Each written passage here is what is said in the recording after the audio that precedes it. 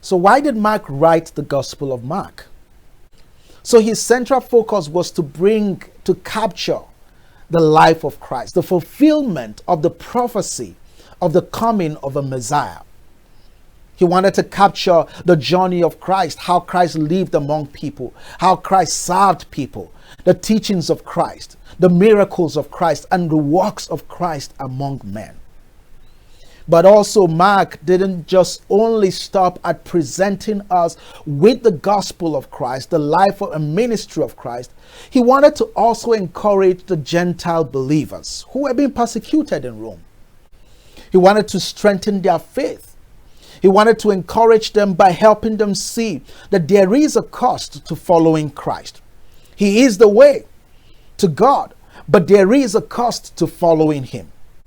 And so while they are facing persecution, it is important they understand that following Christ comes with a cost.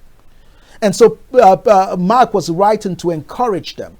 Mark was writing to help them be strengthened in their faith as they face persecution, as they go through the struggles, as people victimize them, as people put blame over them for things that they did not do, as people accuse them because they are followers of Christ. Mark is helping them also see that there is a cost, and that is part of the cost that they are bearing as followers and as disciples of Christ. So two main things that we see here, taking us through the journey of Christ, the life of Christ, the ministry of Christ, but using that also to not only highlight the life and ministry of Christ, but to encourage the believers about the cost of discipleship and the fact that following Christ is going to cost them something, but they should know, of course, that they are not alone, that he is with them all through in the journey. So he has come